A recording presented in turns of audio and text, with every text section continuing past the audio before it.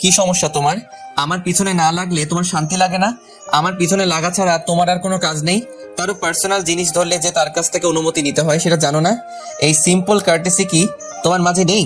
Next time আমার কোনো জিনিস তুমি ছুবে না। I hate this. সরি, আমি বুঝতে পারিনি আপনি এতটা রেগে যাবেন।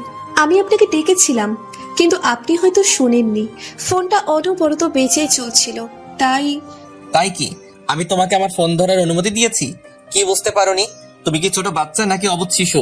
দুঃখিত, আর কখনোই আপনার জিনিস আমি ধরবো না। আপনার জিনিসের ধারে কাছেও আমি যাব না।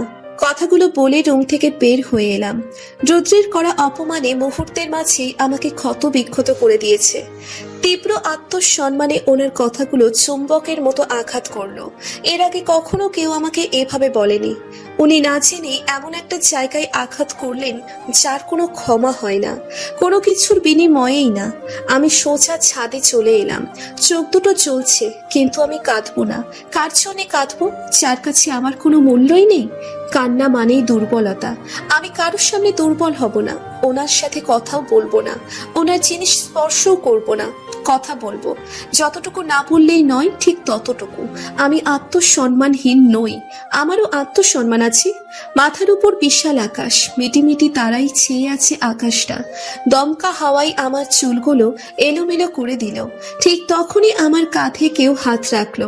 আমি পিছনে এক পলক তাকিয়ে চোখ ফিরিয়ে নিলাম। মন খারাপ? না। আমি জানি তোর মন খারাপ। তুই সবার কাছ থেকে লুকাতে পারলেও আমার কাছ থেকে লুকাতে পারবি না। মন খারাপ কেন? মন খারাপের কারণ কাউকে বলতে নেই। কাউকে মন খারাপ এটা বলার চেয়ে আমি ভালো আছি এটা বলা ভালো। আমার মন খারাপের কারণটা হয়তো তার কাছে হাস্যকর মনে হবে, বা উপরে উপরে সহানুভূতি দেখালেও ভিতরে ভিতরে আনন্দ পাবে। তোর আমাকে এরকম মনে হয়? হুম, তুমি তোমার বেস্ট ভাইয়া। আমি তো জাস্ট এমনিই বললাম। আমার মন একদম ভালো। কলেজ লাইফ শেষ হয়ে গেল, কতদিন হলো বান্ধবীদের সাথে দেখা হয় না। পুরোনো দিনের কথাগুলো অনেক মনে পড়ছে। এটার জন্য মন খারাপ করতে হয়? তোর সব ফ্রেন্ডরা মিলে কালকে একটু ঘুরে আয়। সবাইকে ফোন দিয়ে বল যে তাদের সাথে দেখা করতে চাস, তাহলেই তো হয়। তুই ভালো আছিস তো? এটা আবার কেমন প্রশ্ন?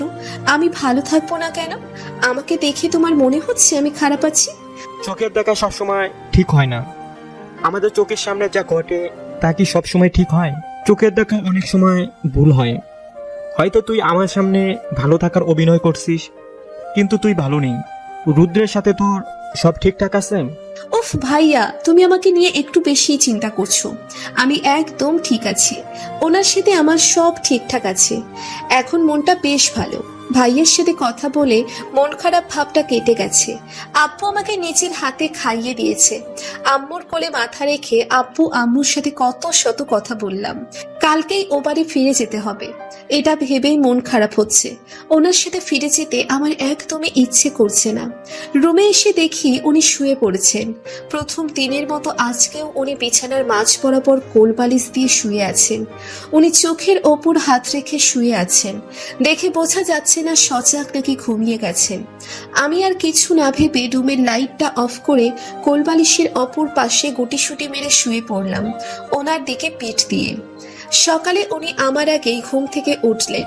ঘুম থেকে উঠেই উনি মর্নিং ওয়াকে চলে গেছেন। আমি ফ্রেশ হয়ে এসে ব্রেকফাস্ট করতে বসলাম। উনি ফিরে আসার আগেই আমাকে বাসা থেকে বের হয়ে যেতে হবে। আমি ওনার সাথে ওই বাসায় ফিরবো না। সত্যি বলতে আমি ওনার গাড়িতে উঠতে চাই না। ওনার কোনো জিনিস আমি ইউজ করতে চাই না। আমি নিজের আত্মসম্মান বিসর্জন দিয়ে তো ওনার সাথে যেতে পারি না। আম্মু, আমাকে আজকে একটু কলেজে যেতে হবে। কেন?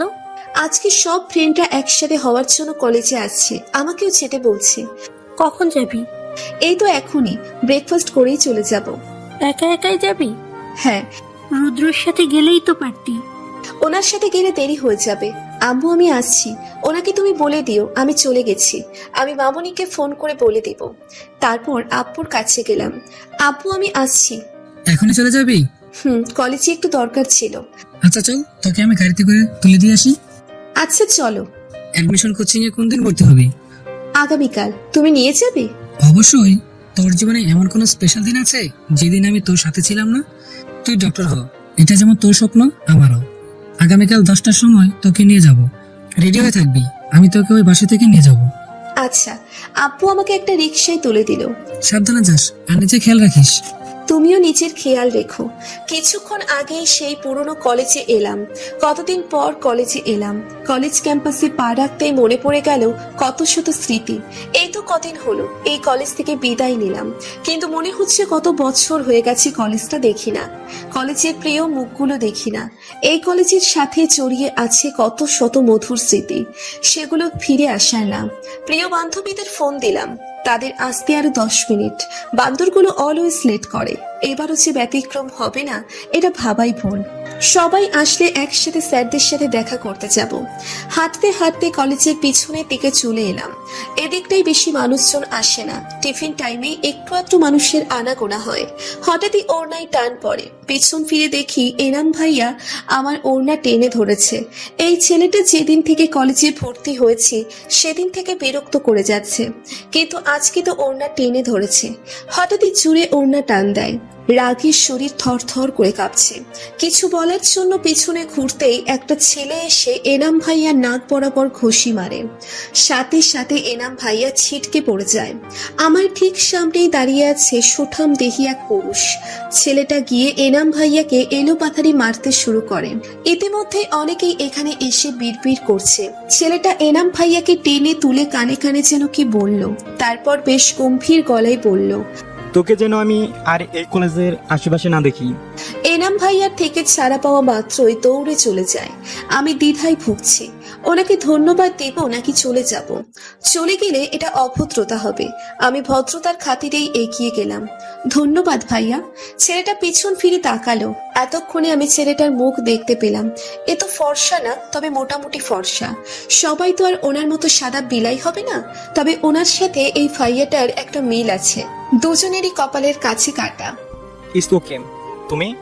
উনি আর কিছু বলতে পারলেন না, তার আগেই ওনাকে কেউ পেছন থেকে ডেকে উঠল। উনি সেদিকে চলে গেলেন, তখনই আমার দিকে এগিয়ে আসলো আমার মোস্ট ফেভারিট স্যার। স্যারকে দেখে ঠোঁটের কোণে এক টুকরো হাসি ফুটে উঠল। এই কলেজের সবার প্রিয় স্যার উনি। ওনার প্রতি কোনো দিন কোনো স্টুডেন্টদের অভিযোগ ছিল না, কারণ উনি কখনো অভিযোগ করার সুযোগই রাখেন না। সব স্টুডেন্টদের সাথে বন্ধুর মতো মিশেন। স্টুডেন্টরাও স্যারের সাথে সবকিছু শেয়ার করত। আমার মতে উনি একজন চমৎকার ব্যক্তি। ওনার মতো স্যার পাওয়া ভাগ্যের ব্যাপার। স্যার বেশ অভিমানী গলায় বললেন, আমি তোমার উপর ভীষণ রাগ করে আছি। একা একা বিয়ে করে ফেললাম, আমাকে দাওয়াত দেওয়ার প্রয়োজন মনে করলে না। আমি কি বা বেশি খেতাম? 1 প্লেট পোলাও আর একটা রোস্টি না হয় খেতাম। স্যারের কথা শুনে আমার ঠোঁটের কোণের হাসিটা প্রশস্ত হলো। আমি বেশ শব্দ করে হেসে ফেললাম। এই হাসিটা এত মিস করেছিলাম। কতদিন পর তোর এই হাসিটা দেখলাম। তোর উপর কেউ বেশিক্ষণ রেগে থাকতে পারবে না। কারো রাগ ভাগানোর মহাষত হচ্ছে তোর এই হাসি। ধর, তোর উপর কেউ ভয়ঙ্কর রেগে আছে, তুই শুধু ওই ব্যক্তির সামনে দাঁড়িয়ে হেসে দেবে, দেখবি রাগ গলে জল হয়ে গেছে। প্লিজ স্যার, রাগ করবেন না। আমি নিজেও জানতাম না ওই দিন আমার বিয়ে ছিল। অন্য কাউকে না বললেও আপনাকে নিশ্চিত বলতাম। পরে নিশ্চয়ই আব্বু আপনাকে বলেছে। তোর আব্বুই বলেছে, তোদের ম্যাডাম বলেছে তুই তোর হাজবেন্ডকে নিয়ে আমাদের বাসায় যেতে। আমি রেগে নেই। তোর এই হাসি দেখার পর কি আর রেগে থাকা যায়? একদম ঠিক বলেছেন স্যার। এই মাইয়া হাসি দিয়া মানুষের রাগ ভেঙায় ফেলে। বিয়ের পর যদি জামাই রাগ করে, জামাইয়ের সামনে দাঁড়ায় শুধু 32 পাটি দাঁত বের করে ভেটকাইব, তাহলেই রাগ গলে জল হয়ে যাবে। কথাগুলো কর্ণগোচর হতেই দ্রুত পেছন ফিরে তাকায়। আমার ঠিক পেছনেই দাঁড়িয়ে আছে আমার পুরো ফ্রেন্ড সার্কেল। স্যারের সাথে আর কিছুক্ষণ কথা বলে কলেজ থেকে বের হয়ে যায়। আমাদের প্ল্যান আজকে সারা দিন ঘোরাঘুরি করা। বাসায় আসতে আসতে সন্ধ্যা হয়ে গেল। আজকে সারা দিনটা অন্যরকম কেটেছে। ওরা কেউ জানে না বিয়ের ব্যাপারটা। আমিও আর বলি নাই। যে বিয়েটার কোনো মূল্য নেই সেই বিয়েটা জনে জনে বলে বেড়ানোর তো কোনো মানে হয় না। কলিং বেল বাজাতেই মামুনি এসে দরজা খুলে দিল। মামুনি আমাকে দেখে বলে উঠল, কেমন কাটলো আজকে সারাটা দিন বন্ধুদের সাথে? মামুনি সেই মনে হচ্ছিল সবাই মিলে আবার স্কুল লাইফে ফিরে গেছি। আগে ফ্রেশ হয়ে আয়, তারপর তোর কাছ থেকে সব গল্প শুনবো। আমি মাথা তুলিয়ে রুমে চলে এলাম। রুমে আসতেই কেউ আমার হাত টেনে ধরে। পাশ ফিরে তাকাতেই দেখি রৌদ্র। ফুরফুরে মুডটাই নষ্ট করে দিল। কেউ ওড়না টেনে ধরছে তো কেউ হাত টেনে ধরছে।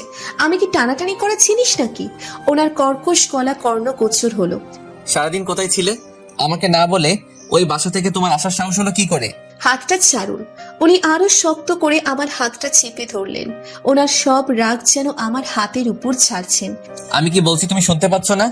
আমার বলা কথা তোমার কানে ঢুকছে না? একদমই না। আপনার মতো রোবোটিক মানুষের কথা শুনতে আমি একদমই ইচ্ছুক নই। কি বলুন তো, আপনার সাথে কথা বলতেও আমার বিরক্ত লাগে। আমি হাত ছাড়ানোর চেষ্টা করতেই উনি আমাকে কাবাটের সাথে চেপে ধরলেন। আমার সাথে কথা বলতে বিরক্ত লাগে? তো কার সাথে কথা বলতে ভালো লাগে? আজকে সারাদিন কার সাথে ছিলা? আপনি বলুন, আপনার সাথে কথা বলা যায়? নরম সুরে কখনো কারোর সাথে কথা বলেছেন? সব সময় গম্ভীর। এই জন্যই আপনার সাথে কেউ এত বেশি ঘেঁষতে চায় না। সারাদিন কার সাথে ছিলাম সেটা আপনাকে জানানোর প্রয়োজন বোধ করছি না। আমাকে জানানোর প্রয়োজন বোধ করছো না তো কাকে জানাবা বলো? এবার আর নিজের রাগ নিয়ন্ত্রণ রাখতে পারলাম না। ধাক্কা দিয়ে ওনাকে দূরে সরিয়ে দিলাম। চিৎকার করে বলে উঠলাম, কিসের এত অধিকার দেখাচ্ছেন আপনি আমার উপর? আপনার কোনো অধিকার নেই আমার উপর। আমি সারা দিন কোথায় ছিলাম সেটা জিজ্ঞেস করার অধিকার আপনার নেই। আপনি আমাকে নিজের স্ত্রী হিসেবে মানেন না, আবার আমার উপর অধিকার দেখাবেন? আমাকে কি খেলনা পুতুল মনে হয়? সেটা ভেবে থাকলে আপনি ভুল করবেন। যেদিন আমাকে নিজের স্ত্রী হিসেবে মানতে পারবেন সেদিনই আমার উপর নিজের অধিকার দেখাতে আসবেন, এর আগে না। আর এক মুহূর্ত দাঁড়িয়ে না থেকে সোজা ওয়াশরুমে চলে এলাম। উনি যে হাঁ করে আমার দিকে তাকিয়ে আছেন তা ভালো করেই বুঝতে পারছি। ওনার সাথে আগে কখনো চিৎকার তো দূরে থাক, উচ্চস্বরে কথা বলিনি, তাই তো উনি এত অবাক হয়েছেন। সন্ধ্যা হতে রাত 10টা পর্যন্ত ওনাকে এড়িয়ে চলেছি। খুব কড়াকড়ি ভাবে ওনাকে ইগনোর করে চলেছে। এটা হয়তো উনি খেয়াল করেছেন, হয়তো না। রুমে আসতেই উনি বলে উঠলেন, পড়াশোনা কি একেবারে ছেড়ে টেড়ে দিবা নাকি? আমি ওনার দিকে ভ্রু কুঁচকে তাকাই। উনি একটু নড়ে চড়ে বসেন। উনি বিছানার উপর বসেছিলেন আর কোলের উপর ছিল ল্যাপটপ। উনি পা দুটো আর একটু গুটিয়ে বিছানার উপর বসেন। তোমার তো ডক্টর হওয়ার ইচ্ছা, তো অ্যাডমিশন কোচিং এ কি ভর্তি হবে না? কে বললো ভর্তি হব না? অবশ্যই হব। আগামীকাল আব্বু আসবে, আব্বুর সাথে যাব ভর্তি হতে। আমি তো ভর্তি করিয়ে দিতাম। তার কোনো দরকার নেই। আমার জন্য আপনার অতি মূল্যবান সময় নষ্ট করতে হবে না। তোদের মাঝে ঝগড়া টগড়া চলছে নাকি? রুদ্র তোদের বাসা থেকে এসে জিনিসপত্র ভাঙচুর করলো, তুই বাসায় আসতেই চিৎকার চেঁচামেচি করলি। মামুনির করা প্রশ্নে চমকে উঠলাম। ঠোঁটের কোণে হাসি ফুটিয়ে বললাম, না মামুনি, কোনো ঝগড়া হয়নি। তোমার হার্টলিস ছেলের সাথে ঝগড়া করা যায়? কথায় কথায় ধমক দেন শুধু। দেখো, কেউ হয়তো ওনার কথা শোনেনি, তাই হয়তো রেগে আছেন। ওই ছেলেটাকে নিয়ে যে আমি কি করব? সব সময় শুধু রাগ রাগ, যেন নাকের ডগায় নিয়ে ঘরে। রাত প্রায় 9টা বাজে। উনি এখনো হসপিটালে। আমার সাথে ঝগড়া করে হসপিটাল থেকে আর্জেন্ট কল আসায় বাসা থেকে বের হয়ে গিয়েছিলেন। কারোর সাথে কোনো প্রকার কথা না বলে চলে গিয়েছিলেন। আমি ওনার ব্যাপারে ভাবনা চিন্তা বাদ দিয়ে ওয়াশরুমে চলে এলাম। হাত মুখে পানি দিয়ে নিচে বিছানা করে শুয়ে পড়লাম। নিচের শোয়ার কারণ ওই যে আত্মসম্মান। ওনার করা অপমান তো আমি ভুলিনি। ওনার কোনো জিনিস আমি ছুঁয়েও দেখবো না বলেছিলাম তো। আর এই বেডটা ওনার টাকাই কেনা, সেটা আমি ভালো করেই জানি। তাই ওখানে শোয়ার কোনো প্রশ্নই আসে না। কারো ধাক্কা ধাক্কিতে ঘুম থেকে লাফিয়ে উঠলাম। চোখ ঢোলে তাকিয়ে দেখি সামনে রুদ্র বসে আছে। আমি এখনো ঘুমে ঢলছি। ঘুম ছড়ানো কণ্ঠে বললাম, কি হয়েছে? কি সমস্যা আপনার? আমাকে কি আপনি শান্তিতে ঘুমোতেও দেবেন না? আমার শান্তি কি আপনার সহ্য হয় না, নাকি পণ করে নিয়েছেন? এই রিয়া নামক মেয়েটির সব শান্তি আমি হারাম করে দিব। তোমার ফালতু কথা বন্ধ করো। সব সময় আজে বাজে কথা। আমার প্রশ্ন করা উচিত, কি সমস্যা তোমার? নিচে ঘুমিয়েছো কেন? এত বড় বিছানা পড়ে থাকতে নিচে কেন ঘুমিয়েছো? নাকি নিচে ঘুমিয়ে অসুস্থ হয়ে সবাইকে বলতে চাও আমি তোমার উপর অত্যাচার করি? তোমাকে ফ্লোরে ঘুমাতে দেই, যাও উপরে গিয়ে ঘুমাও। একদম না, আমি আপনার বিছানায় কিছুতেই ঘুমাবো না। আমি কথা দিয়ে কথার খেলাপ করি না। আমি বলেছিলাম না আপনার জিনিস শুভ না, তাই আপনার বিছানায় আমি ঘুমাবো না। কথাগুলো বলেই ধপাস করে শুয়ে পড়লাম। প্রচুর ঘুম পাচ্ছে, চোখ খুলে রাখা দায়। উনি কিছু একটা ভাবছেন। আচমকা আমার হাত দুটো নিচের হাতের মুঠোয় পুড়ে নিলেন। তারপর রিনরিনে কণ্ঠে বললেন, ওই দিনের ঘটনার জন্য আমি সরি।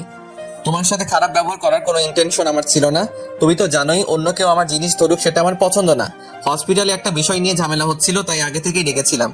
ঝামেলাটা সিনিয়রদের সাথে হওয়ায় তাদের কিছু বলতে পারছিলাম না। রাগ প্রকাশ না করতে পারায় রাগ বেড়েই চলেছিল। তার মাঝে তোমার হাতে আমার ফোনটা দেখে রাগ হয়। সবটা রাগই তোমার উপর উগরে দেই, সরি। ওনার আর কোনো কথা আমার কর্ণকুহরে পৌঁছলো না। আমার চোখের পাতায় ভর করলো ঘুম। মুহূর্তের মাঝে ঘুমে তলিয়ে গেলাম।